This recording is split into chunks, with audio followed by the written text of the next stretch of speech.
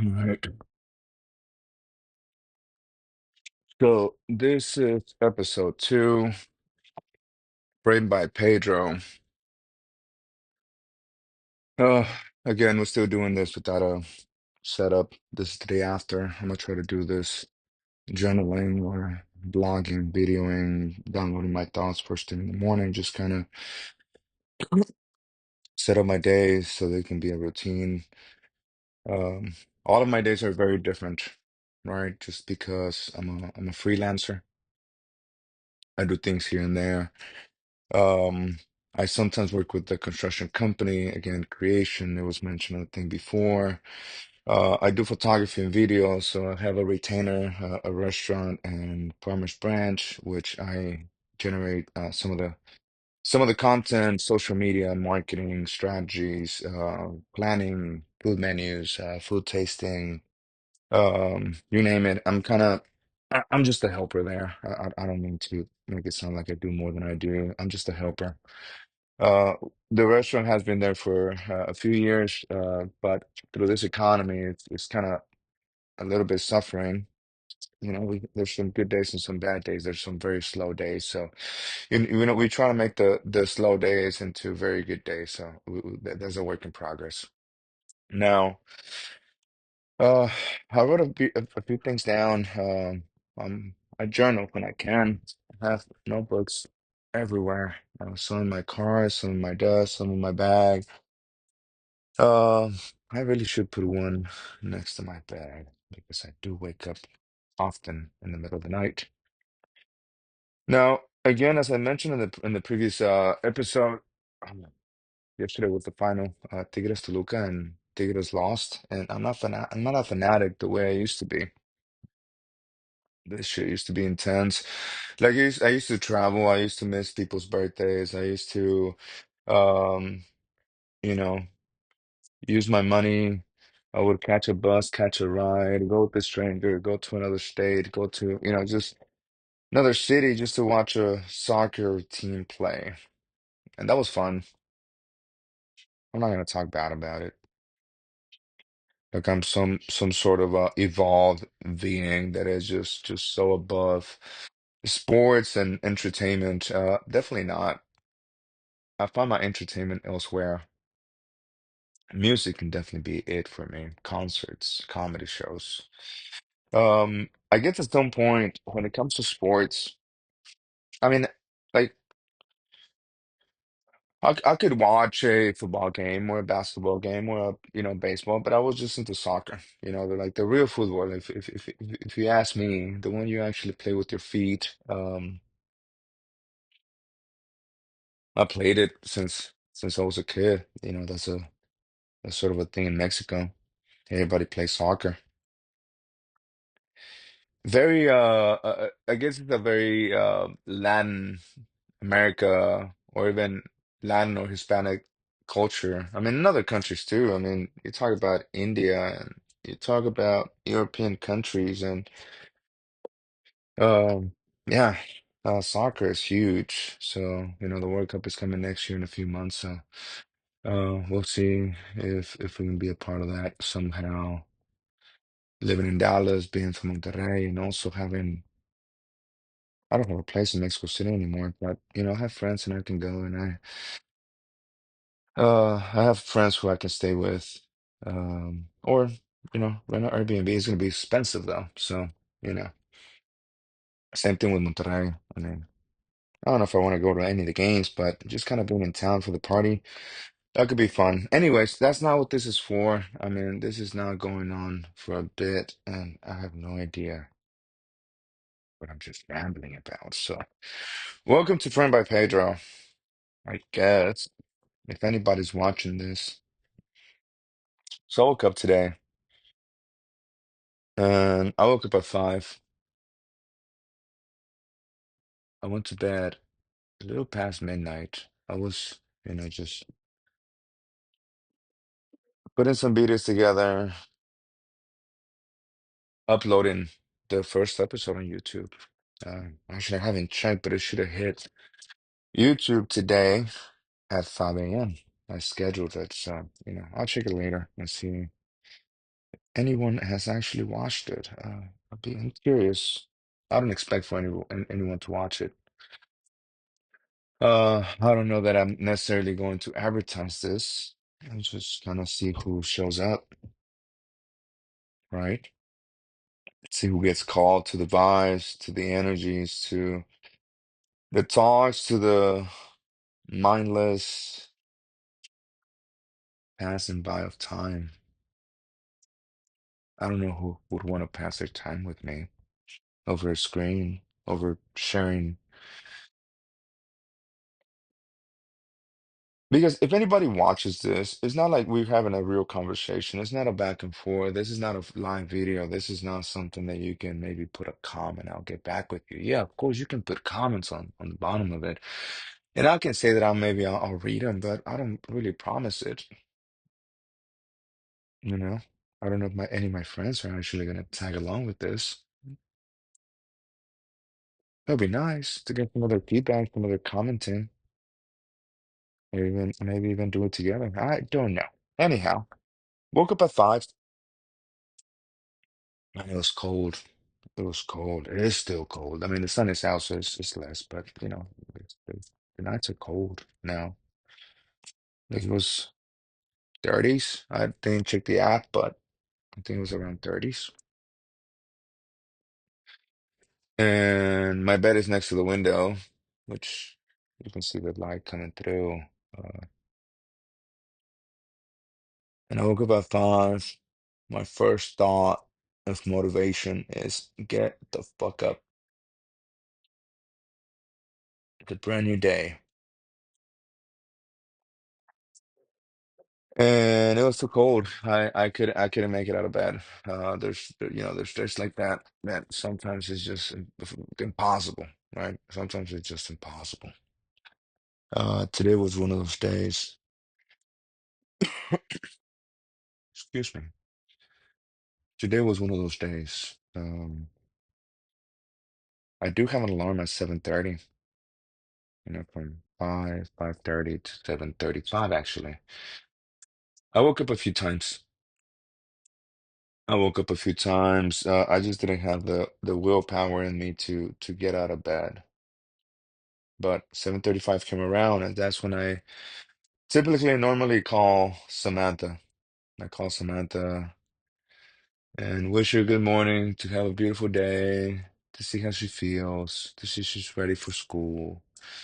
Uh, we've been carrying a routine where we brush our teeth over FaceTime every day. Samantha lives with her mother, about 30, 40 minutes away from me. So I'll see her tomorrow.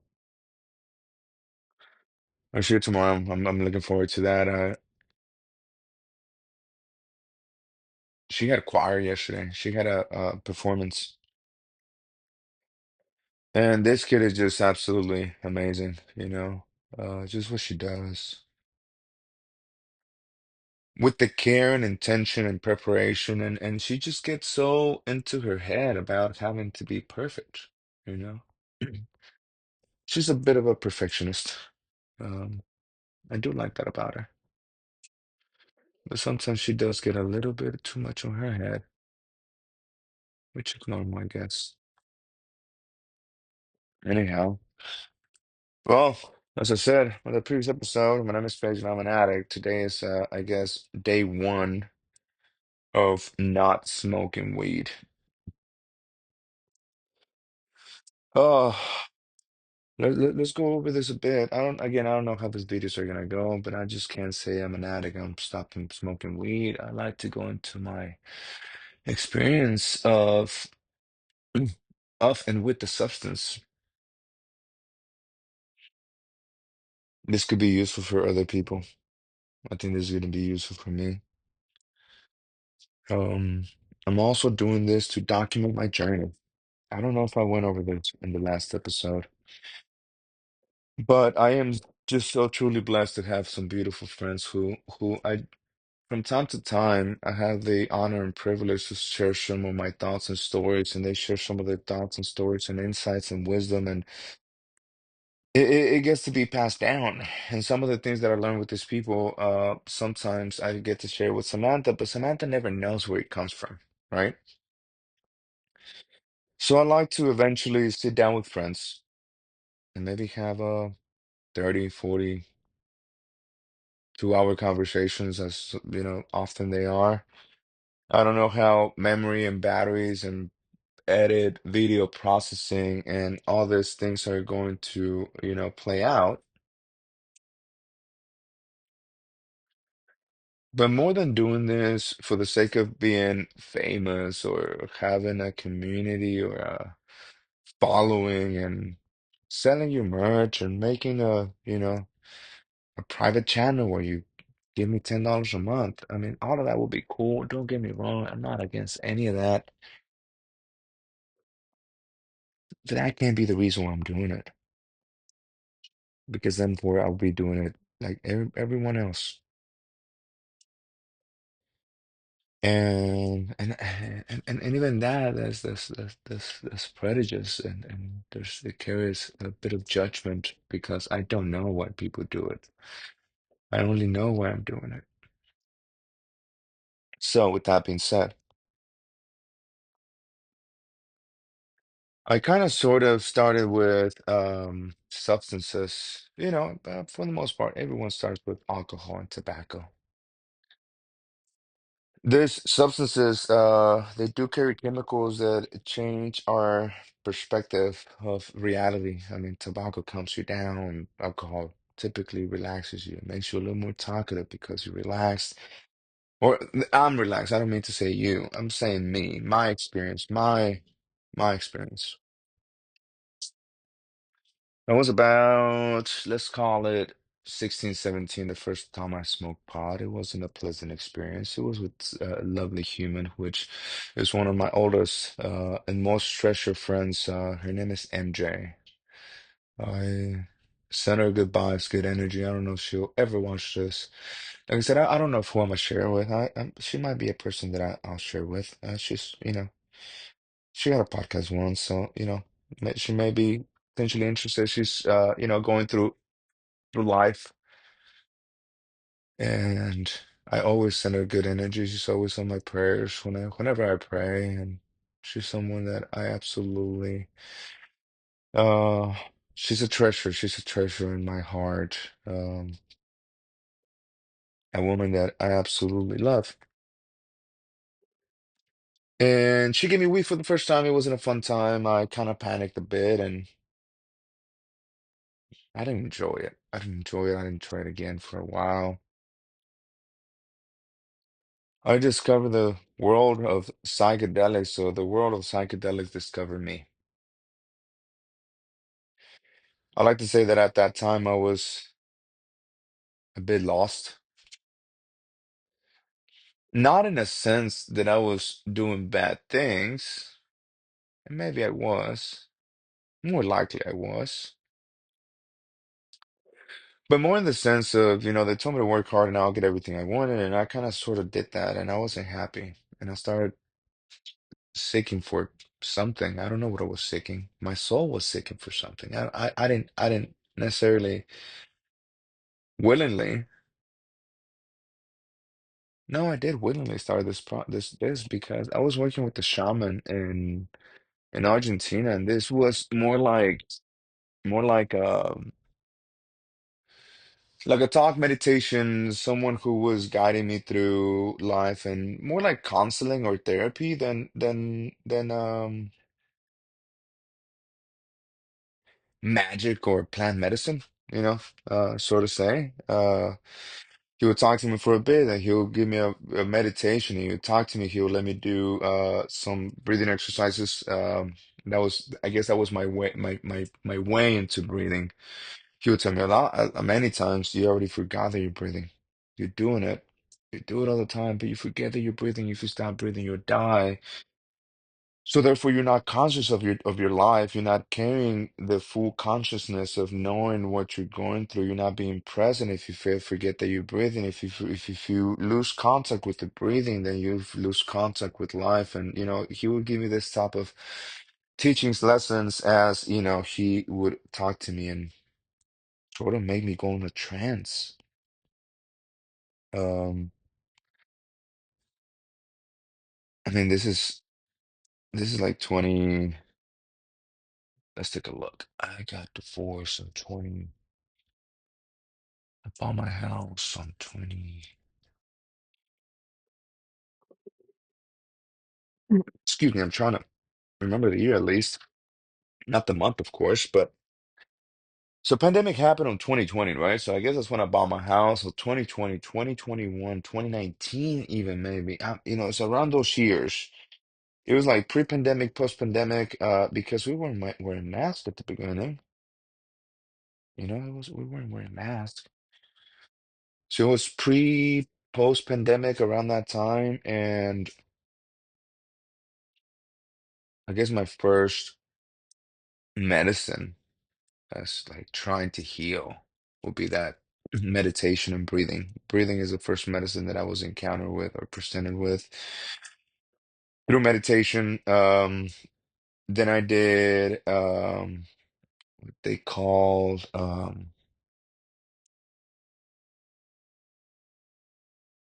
I forget the name of it. Gambo. Gambo. I don't know if I still have them. I mean, I'm so tatted up that we might have to cover them. Can we cover them? Um, so like, I have tattoos and whatnot, so I already cover them. But they usually like burn your skin with like a little wooden stick. Like they burn the stick almost like an incense where it's like burning and smoking on one end, and then they'll just kind of very gently, very quickly, not leaving it pressed, just kind of touching, burning the last layer of the skin, and then kind of peeling it off. And it leaves it's like a very small exposed wound. So your blood is accessible. Like if you squeeze it, you'll bleed. But it's like so in the layer that if you just do it, I mean, there's no blood coming out. It just looks like live pink skin. That's what it looks like. And there's a toad, una ranita, in the jungles of the Amazon. And the indigenous people in the jungle, they use this venom to inject it or to place it into the blood system of the person who is being um, being helped, being helped.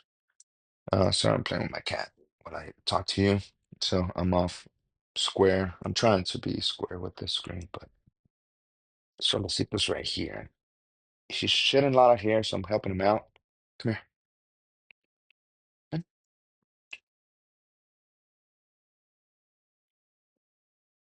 Okay, he doesn't want it. I need to sweep my room. There's a lot of cat hairs, and I've been in and out, and there's some cleaning to do. My laundry's still up here, so like I said, I'm trying to frame it where it doesn't look as messy or chaotic, and at least you can see part of my neck. So if I close it, it's gonna be like full face on Instagram. So this is the best I'm doing for now. Well, this room is huge, so I have plenty of room. I just have to move furniture around so there's a clear background, and maybe I paint the wall and throw some lightings on the floor so that or lighting from, I don't know. This may be the studio. It's like what would this be? 4x4? It's like one, yeah, like 4x4. It's just a bed, some shelves, printer, books, art. I'm in a room and it's the leftovers of the house that I used to own 4 years ago, almost 5 years ago. The house that I had in Mexico City, a lot of the stuff that I have here is here. I've moved in and out, in and out. Life has been chaotic, and I haven't really been able to make to make it a permanent place, to make it a permanent home. And when I had the chance to make that permanent home, I sold it, I got rid of it, and I moved to Mexico, and it was a good experience. But I'm in that process of rebuilding. Mhm. It doesn't have to be luxurious, it doesn't have to be, but I'm on that process. Anyhow. Um, from Cambo, I went on to exploring the psychedelics, the worlds of psychedelics. Uh, ayahuasca, mushrooms, yahe, rapé, LSD, bufo, yopo,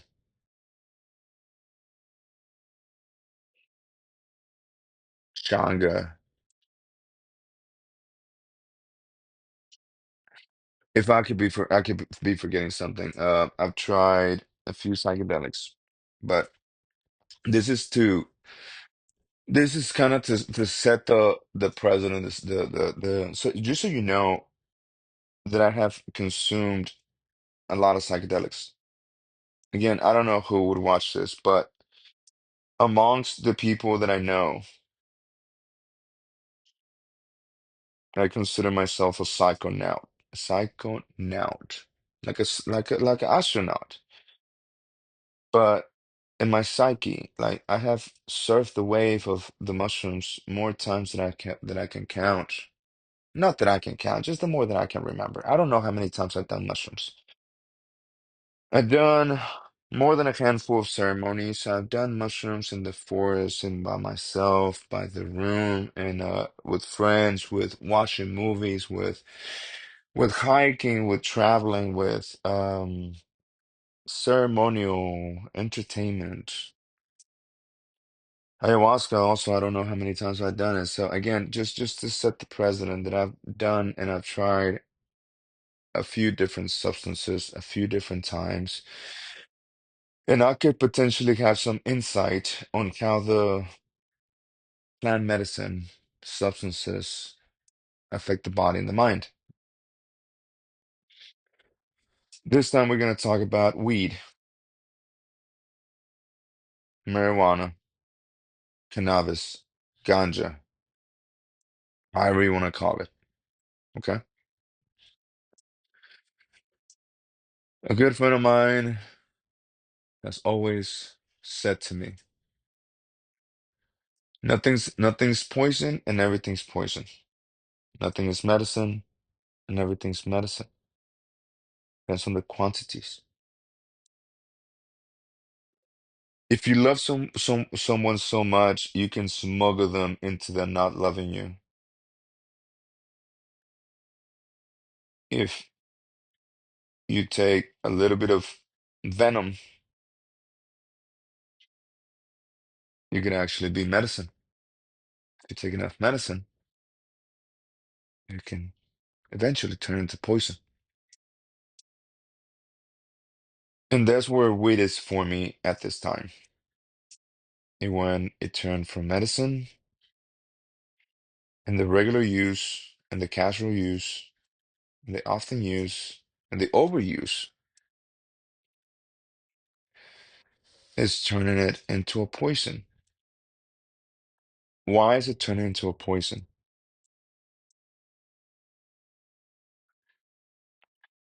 It's definitely affecting some relationships that I have.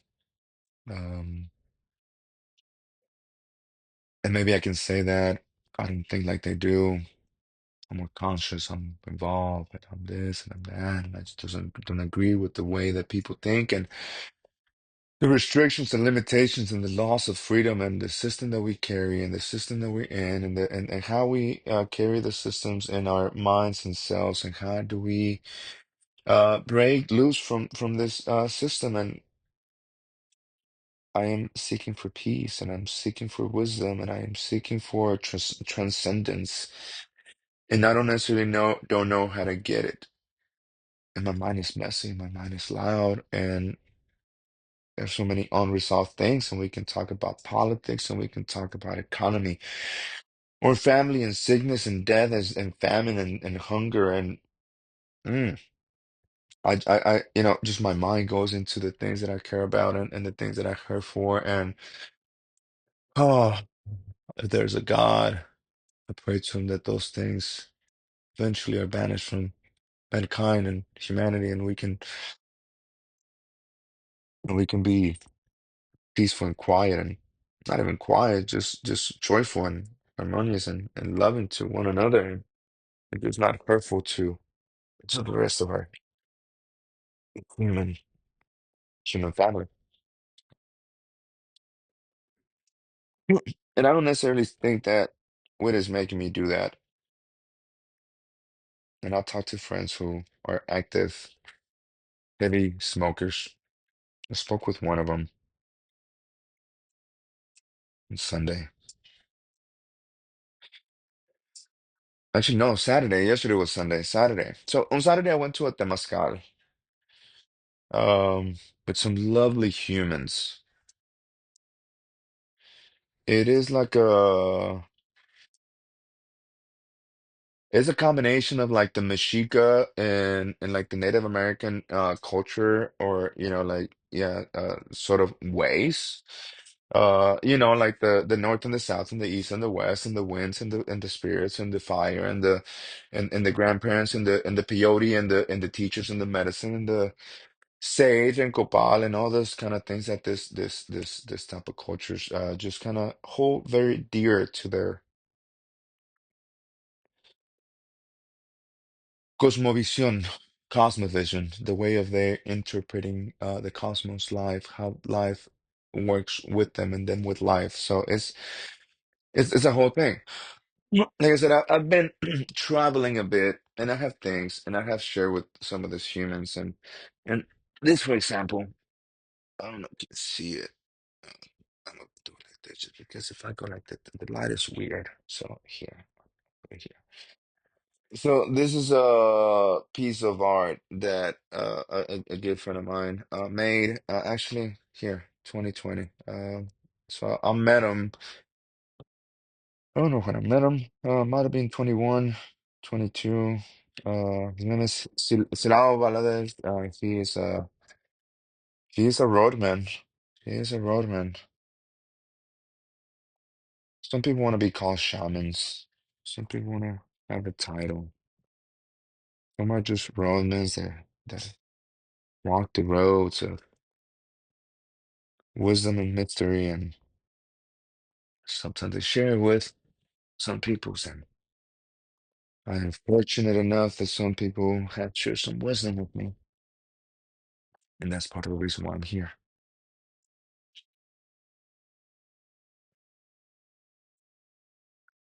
I found myself in very high levels of stress. I find myself trying to understand where things went wrong, trying to understand where is the pain point and how to fix it. I found that stress anxiety, when in high amounts, it could lead to panic attacks. Stress, anxiety could lead to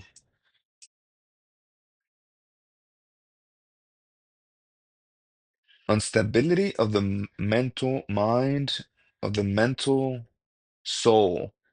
So the way, again, I'm just a character, I guess, and this is gonna go in a few different directions, just because that's how I operate, and my mind is. I may stick with the subject, and I might just change it and come back and leave things unsaid and unfinished. And if there's anything that you're particularly curious about, leave it in the comments, and I'll come back to it. It'll give me points of topics to carry on conversation. But as of now, I'm just gonna ramble. I do understand that my mind is messy, so therefore, just things are out of order, and a thought may jump in, and we go in that direction. But this video is for weed. Come to find and see myself in very high stress situations because of living arrangements, because of work arrangements, because of financial arrangements, because of credit scores, properties, job, work, kid. Oh man, it's just a lot, right? I was in Mexico City as an artist, as a photographer, as a tourist, as a nomad, as someone who was just trying to find himself in life. And while I was already a smoker in Dallas before I moved to Mexico City, I became a very heavy dozer in Mexico City. Sebastian, if you're watching this, you were a huge help with that, and that was fun, but it turned it into something casual. It turned into something just normal, everyday use, almost like brushing your teeth, drinking water, taking a shower. It just became part of the routine. And I have addictive tendencies. I don't want to say I have an addictive personality because that is my decision. Once I see it, I'm able to change it, and I've seen it. So I have tendencies.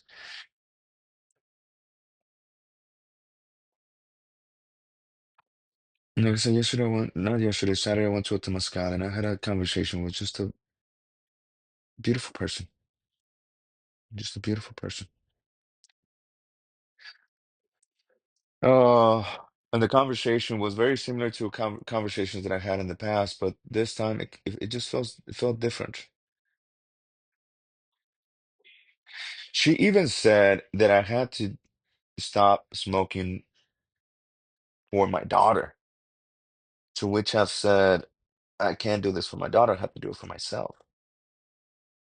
And even on that conversation, I said, everything that you're saying, it makes all the sense. I just don't know that I'm gonna quit smoking by the time we're done with this conversation, and I might just go home and smoke some weed. Which, you know, which her reaction, she didn't say anything. She didn't, mm, she just looked disappointed. And it reminded me that Samantha saw me smoking maybe about a week ago, and she was disappointed. And then when I say I can't do this for Samantha, I have to do it for myself, but Samantha is the one person that I love the most on this planet. But I'm not doing willing to do it for her. But I say I have to do it for me, but I'm also not doing it for me. And if I really think about this and say that if I really stick with my beliefs, I've been to this culture and the other one and the Catholics and the Christians and now I'm learning about the Baha'is and I have friends with the Wixáricas and with the indigenous peoples of the Native Americans up north. So I have a few different cosmovisions of life, you know. I do think Jesus Christ is the Son of God, and I do think he sacrificed for humanity.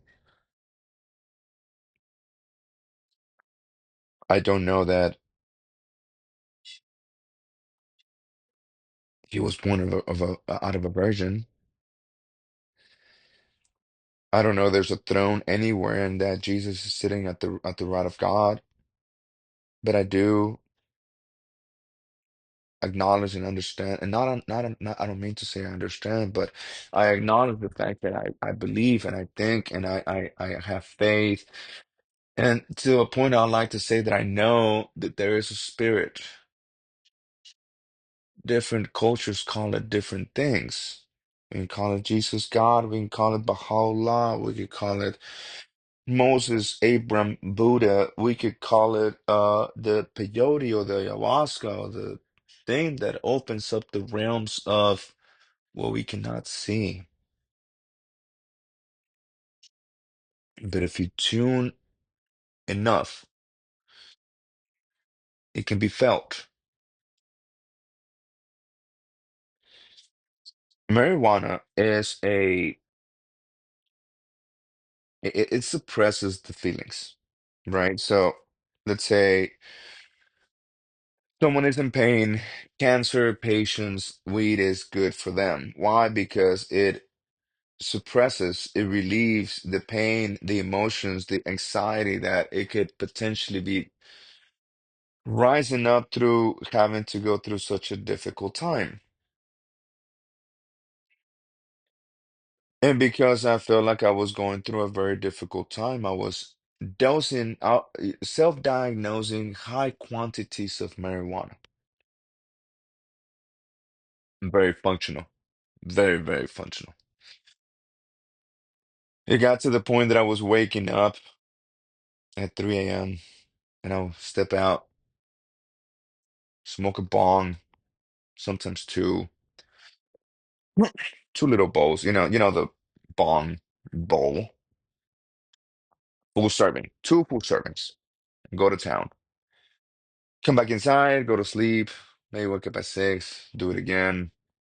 Wake up at 8, do it again. Take a shower at 10, do it again. Eat at 2, do it again. Now, if it's the days that I'm gonna see Sammy, obviously I'm going to dose and make sure that I'm completely off from it by the time that I'm gonna see Samantha. But it also has gotten me in trouble with Samantha's mother for my usage, and it has created just tension again. Is the relationships that I have is they're also being affected. Well, weed is not cheap. To the contrary, other some people may say that, drugs are free. Drugs are very expensive. Right now, under this economy, this current finances, it's actually beneficial for me to watch out and take care of my monies and to be responsible. And if I am rebuilding, then I need to have a clear head, grounded head. Just I need to be present, I need to be mindful, I need to do all these things that are only going to put me in a better position mentally, physically, spiritually. And if I'm able to do this, if everything I've studied and what I learned, then the law of attraction, if I vibrate at a high resonance by being joyful and doing the right things and staying clean and working on my body and taking care of my diet, it should transform not only my body, but my mind and my soul.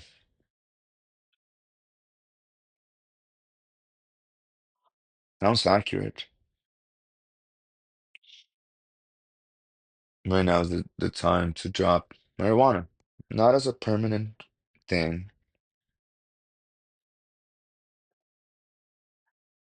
because if anything I am against is suppression, repression, the loss of freedom.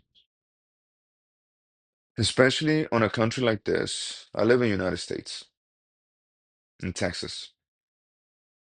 Especially in a country like this, where freedom of speech, freedom of this and freedom of that, and they're guaranteed. We live in a time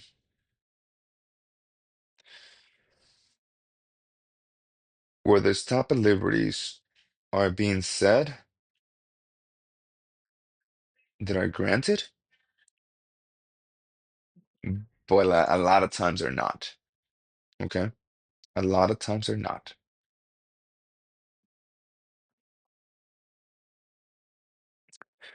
And that is dangerous. That is dangerous for a few reasons.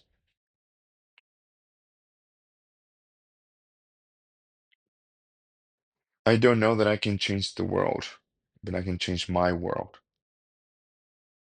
And I decide who I interact with, and I decide who and how I interact with them. And them is not only people's.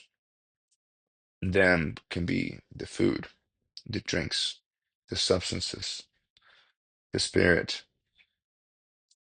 the water that we drink, the air that we breathe, whether it's smoking it or plants. Are we taking care of plants? Are we taking care of our animals? Are we taking care of our earth, our peoples? Are we becoming more united, or are we separating even farther more? Or the things that have me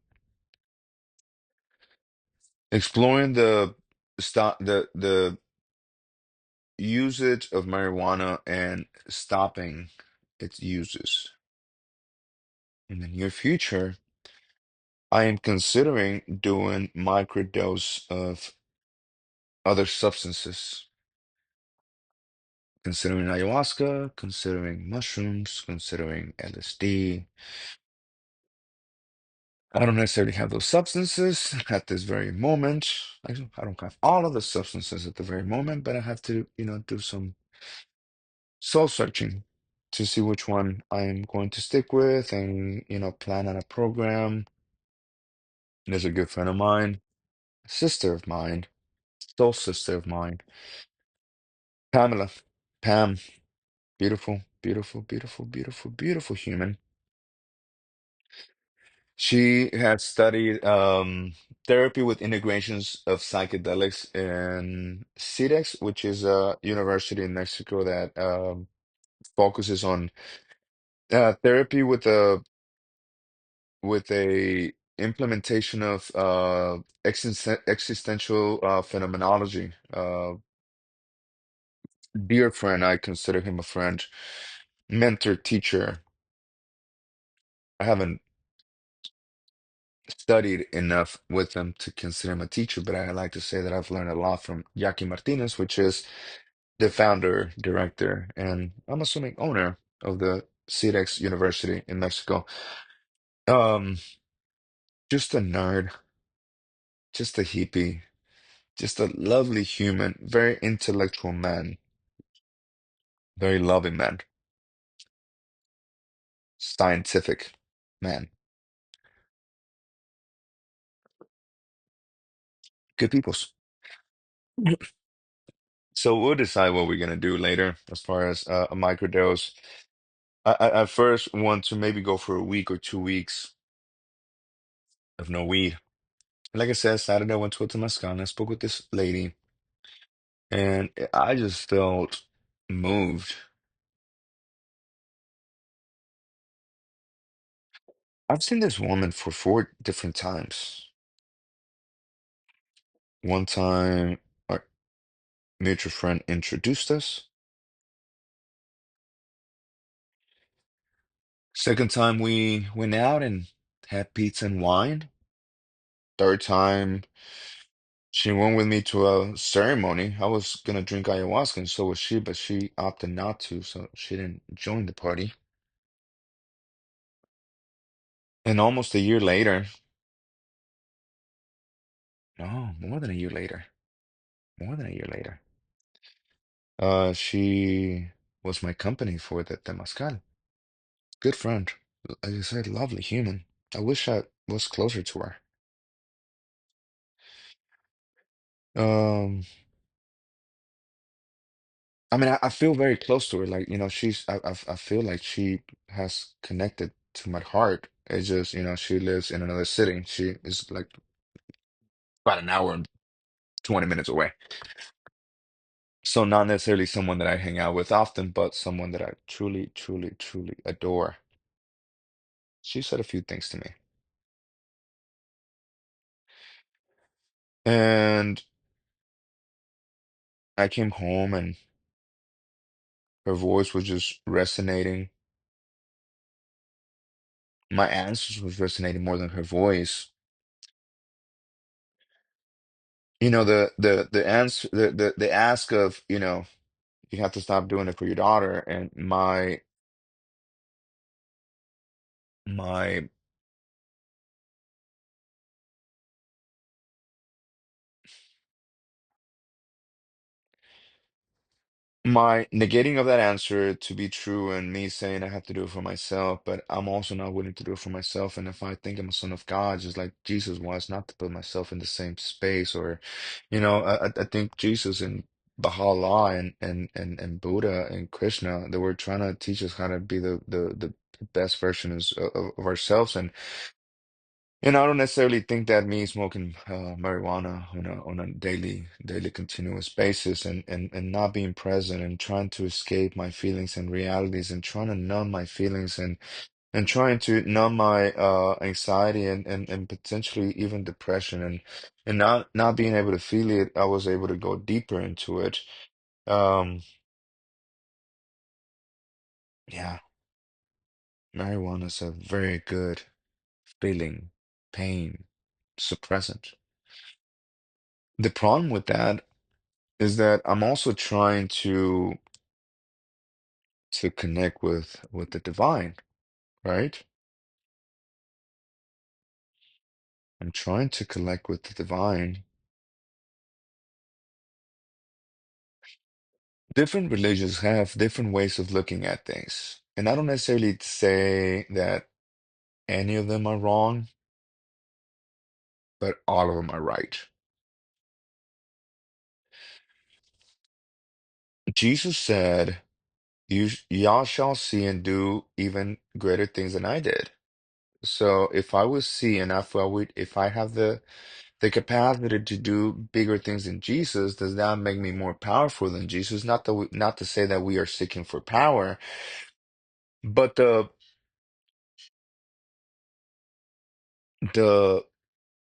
ability to change the world in the way that Jesus did. If I have the ability, not to say power, if I am able to do exceedingly above what he did, that must mean that I have some type of God essence in me.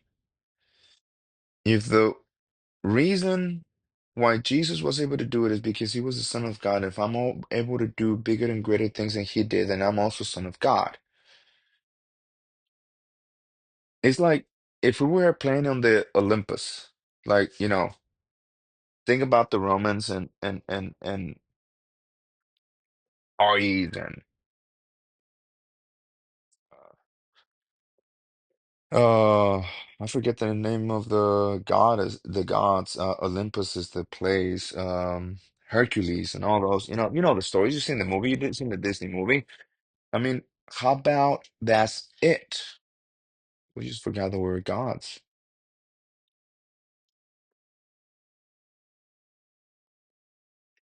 We forgot the word gods. And they created a system where it keeps us asleep.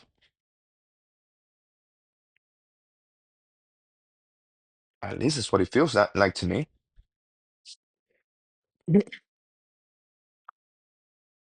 As a son of God, I should be creating because God is the ultimate creator, right? If I am supposed to be creating, what am I supposed to be creating? I'm supposed to be creating a better world. How do I create a better world? By being righteous, honest, joyful, happy,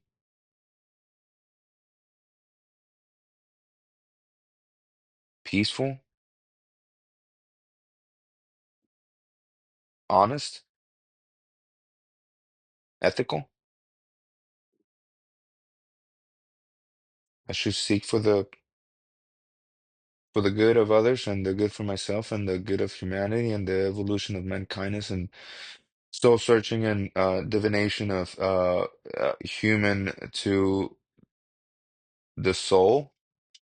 Like if our soul could shine as bright as it should, and if we feed it with good thoughts and good deeds and good actions and service to others and just compassion,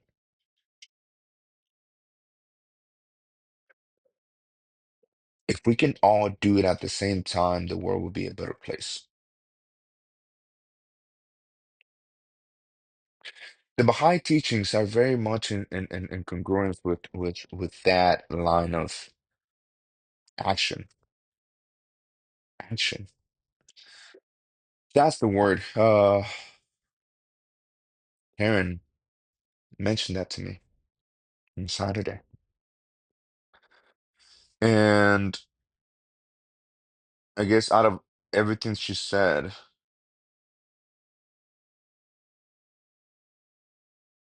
out of all the beautiful words she said to me, when she asked me or told me to take action, is kind of what pushed the button. I've been saying that I need to stop smoking or at least lay it off for a bit. I guess the excuse is I'll do it tomorrow. This will be the last bong. This will be the last joint. This will be the last this. This will be the last that. And when I have a sense of prohibition, when I say you're not allowed to do this, it just there's just something in me that wants it even more.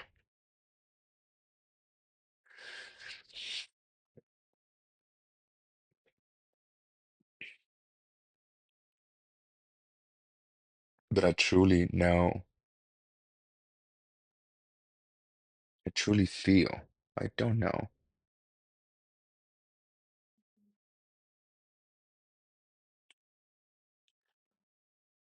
Like the arts, the science, and spiritual are combined. What Baha'is are saying, what Baha'is are teaching is pretty accurate. I have not yet found something that is unconclusive or something that doesn't make any sense. It has a very positive outtake on life and is kind of reframing my ways. It's making me a happier person. I don't want to just be happy because I'm smoking weed. I don't want to be happy because I'm in mushrooms. I don't want to be happy because I drink ayahuasca. I don't want to be happy because I'm not stressed because I'm smoking cigarettes. I just like to be able to tap into peace, to tap into wisdom, to tap into a good community, and then just kind of go from there, grow from there. Um, so yeah, I guess that's a bit of my weed journey. Been smoking for a few years, very heavily. I like to say that it's been a tool. I like to say that it has been helping just kind of dealing with my anxiety and depression, all this kind of things. But it has also sup suppressing the feelings and the emotions is not it's not the way to go. If God really sent us to Earth for any reason, I think it would be some maybe potentially to experience life. I think the experience of existence is one of the big reasons why we're here. I'm gonna stop this video here now, just because the sun is actually about to hit me in the face. It's gonna burn my skin right now. There's a wall right here. I mean, you can see where the sun is about to start coming this way. So I'm gonna put this out here pretty soon. Today, after this, I'm gonna go to the gym. The sun is out, so it's not as cold. I need to pay some bills, car insurance, car payment. I need to edit videos for the restaurant and pictures. I need to work with Brian. Shout out to Brian. Uh, Barsuko or something like that is his Instagram handle. Very, very, very talented guy. Love that guy. Um, I still need to pray. I still need to meditate. I don't know if this counts as praying or meditation, but I'm still gonna need to do some of that. I need to clean, shave, and shower before I head out to Valeria's house because I'm seeing Valeria. Lovely, lovely, lovely woman. Yeah. So Yeah, if you were watching this, thanks for watching. Looks like it's about 55 minutes. So this is a good episode too. This is day one of not smoking. I'm not necessarily anxious or jitter, like really, I'm fine. Really, I'm fine. But when I woke up at 6 today or 5:30, whatever that time I was, 5:30, I wanted to smoke. I still got weed, and I was gonna throw it away, but why would I throw it away? I should have enough strong will to to not drink it, to not smoke it, and do the changes that I need to make. If you guys want to make Gaia, she's right here. Let's see, how do we do this?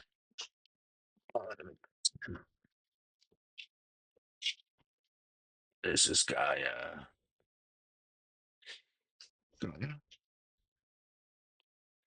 So yeah, I guess this is it.